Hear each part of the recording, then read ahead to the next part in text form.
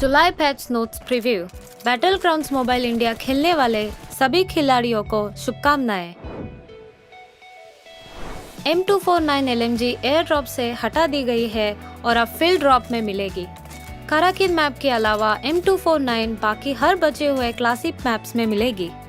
अब हम देखेंगे एक नया वेपन जो है MG3। सप्लाई क्रेट में ये जगह लेता है M249 की, और ध्यान रखिएगा ये सिर्फ सप्लाई क्रेट में ही मिलेगा। MG3 भी एक लाइट मशीन गन है। इसकी एक खूबी है कि इसकी फायर पावर निरंतर है। ये 7.62 एम का इस्तेमाल करती है और 75 बुलेट्स इसके मैगजीन में रह सकती है। उसकी फायर पावर तेज और निरंतर है, हालांकि रीलोड करने में थोड़ा अधिक समय लगता है। MG3 6 स्कोप तक ले सकता है। ये भी ध्यान रखिए कि किसी अन्य अटैचमेंट्स का उपयोग नहीं किया जा सकता है और इस वेपन के लिए कोई सिंगल शॉट मोड नहीं होगा। आप MG3 मोड के लिए 660 या 990 RPM मोड के बीच में चूज कर सकते हैं। इसमें एक बाइपॉड भी होता है जो आपके लेटने पर अपने आप डिप्लॉय हो जाएगा। स्थिरता में सुधार करने के लिए एक अच्छा टिप, आप लेट सकते हैं। आप हीलिंग कंज्यूमेबल्स को फेंक सकते हैं। हीलिंग कंज्यूमेबल्स को ट्रैजेक्टरी स्लॉट में जोड़ा गया है। उन्हें फेंकने के लिए आप एक हीलिंग कंज्यूमेबल्स को चुन सकते हैं और थ्रो बटन पर टैप करें। प्लेयर्स को ध्यान रखना चाहिए कि जब गलत तरीके से फेंका जाए तो उछल सकता है, तो कृपया इस फीचर का उपयोग करते समय ध्यान दें। टीम के सदस्यों से दूर से पूछना संभव है कि वो आपको हीलिंग कंज्यूमेबल्स फेंके। रैंकिंग सीजन अपडेट हो गया है और इस सीजन में अलग होगा। इसमें एक टियर ऐड किया गया है जो एस और कॉन्करर के बीच में होगा, और अब टियर के आइकॉन्स, लेवल अप के इफेक्ट्स भी अपडेट हो जाएंगे। रैंकिंग सीजन में एक चैलेंज पॉइंट सिस्टम भी ऐड हो जाएगा। आप चैलेंज पॉइंट कमा सकते हैं। इसको कमाने के लिए आप अपने साथियों के साथ एक फुल गेम कंप्लीट करें। गेम को बीच में ना छोड़े और अपने साथियों को अटैक ना करें, चाहे आप बैटल से जल्दी क्यों ना एलिमिनेट हो जाए। अगर आप चैलेंज पॉइंट एक लेवल तक पार कर जाते हैं तो आप डिडक्टेड रैंकिंग पॉइंट्स को कम कर सकते हैं। सीजन सीरीज वाले रिवॉर्ड्स उनको दिए जाएंगे जिन्होंने उसी सीजन में एक ऊपर वाला टियर हासिल किया है। पिछले सीजन से तुलना करेंगे तो उससे बेहतर चीजें उपलब्ध है।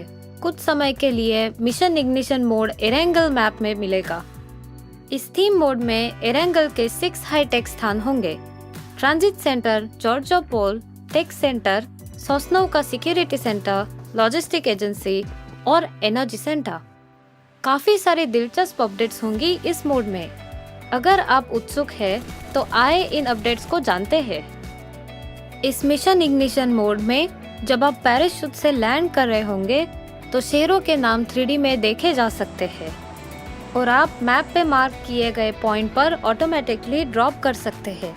हाइपर लाइंस एक ऐसी हाईटेक हवा में उड़ती हुई लाइन है जिससे आप एक जगह से दूसरे जगह पे जा सकते हैं। ये लाइन कुछ निर्धारित समय पर ही चलती है और इनके रूट्स भी तय है।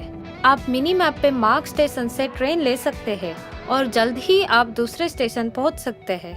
सेमी ट्रक स्वायत्त ड्राइविंग वाहन है जो निर्धारित मार्ग पर चलते हैं और सप्लाई से भरे होते हैं। अगर आपको अच्छी लूट चाहिए तो इन ट्रक्स पर आक्रमण करें।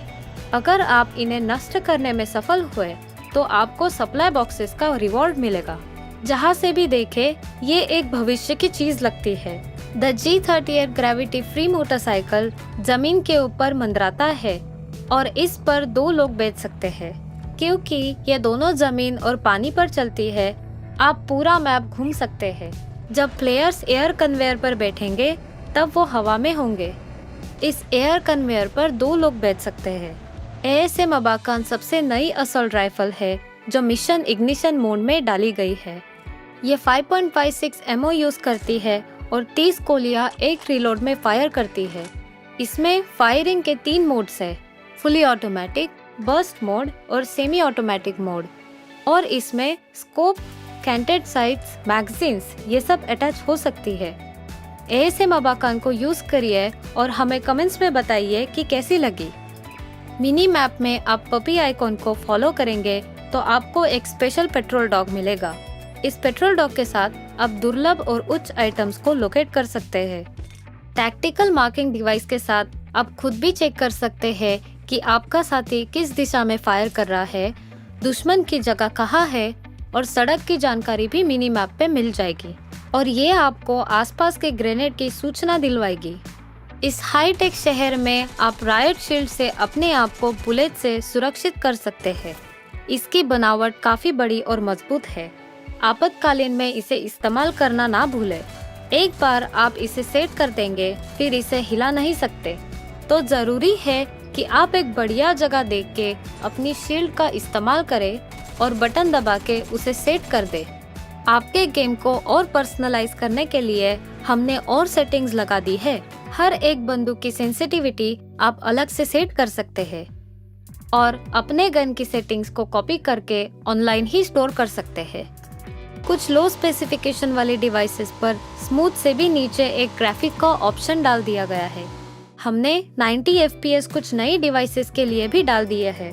आप अब गायरोस्कोप की सेंसिटिविटी का परिवर्तन कर सकते हैं। जब गायरोस्कोप एक्टिवेट होगा और आप फायरिंग कर रहे होंगे तब टिल्ट कैमरा की सेंसिटिविटी भी बदली जा सकती है। हमने एक और सेटिंग डाली है जिससे गायरोस्कोप का ऊपर और नीचे वाला इफेक्ट उल्टा हो जाएगा।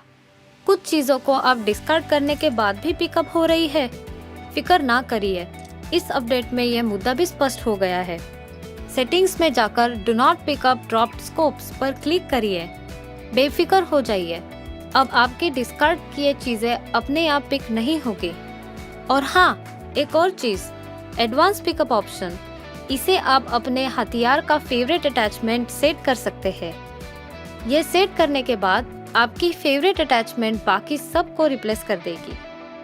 आप सेटिंग को इस समय एडजस्ट भी कर सकते हैं। थर्ड पर्सन कैमरा में देखने का ऑप्शन डिफॉल्ट रूप से 80 पर सेट होता है और इसे 90 तक बढ़ाया जा सकता है।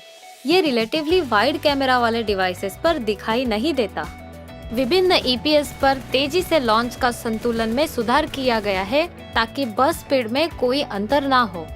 हम बैठने के लिए तरक की गिनती करते हैं और साथ ही बैठने की प्रतिक्रिया समय में सुधार करते हैं। आप विभिन्न मूवमेंट्स को भी आजमा सकते हैं। हीलिंग कंज्यूमेबल्स का उपयोग करते समय ऑटो पिकअप रोक दिया जाता है। यदि वर्तमान हथियार उपयोग के दौरान गोला बारूद से बाहर हो जाता है तो ऑटोमेटिकली अगले उपलब्ध हथियार में बदल दिया जाता है। बिना कोई एमिनेशन वाली फ्लेयर गन्स ऑटोमेटिकली नहीं उठाई जाएंगी। रिमेनिंग मैग देखने के लिए अब अलग अलग रंग है। यदि यह 25% या उससे कम है तो ये पीला हो जाता है और ये लाल हो जाता है यदि यह 10% से नीचे चला जाता है। अब आप अपने साथियों के लिए जुड़ाव की स्थिति देख सकते हैं। जब उन्हें शूट किया जा रहा हो तो आप इन्हें उनके व्यक्तिगत स्टेटस बार में देख सकते हैं। इरेंगल और मिरामार में कुछ इमारतों में कांच की खिड़कियां जोड़ी गई है। रॉयल पास के लिए अपडेट साइकिल को 2 महीने से 1 महीने तक बदल दिया गया है। नए PK को जुड़ाने के वजह से एक समान एक्टिविटी पॉइंट्स वाली क्लैंस अब एक दूसरे के साथ कम्पीट कर सकती है। गैलरी फंक्शन को अब बंद कर दिया गया है। इसके अलावा अब आप अपनी जीत के बाद एक ब्रॉन्ज स्टैचू जोड़ सकते हैं। NPC मिनी टीवी रे जोड़ दिया गया है। रे आपको लॉबी में संदेश, अलर्ट और घोषणाओं के बारे में सूचित करता है और आपको इसे आसानी से नेविगेट करने में मदद करता है। ये एक प्यारा इमोटिकॉन के रूप में एक अतिरिक्त बोनस की तरह जो आपको लॉबी के माध्यम से अपने रास्ता नेविगेट करने में मदद करता है। ऐसा तब दिखाई जाता है जब आप गेम शुरू करते हैं और आपको विभिन्न अपडेट्स के बारे में सूचित करते हैं। ये आपके साथ प्रैंक भी कर सकता है और हंसी के अच्छे समझ के लिए जाना जाता है। मुझे आशा है कि आप सभी को रे के साथ बहुत मजा आएगा। ये आज के अद्यतन प्रीव्यू का अंत है। अब चिकन डिनर का समय आ गया है।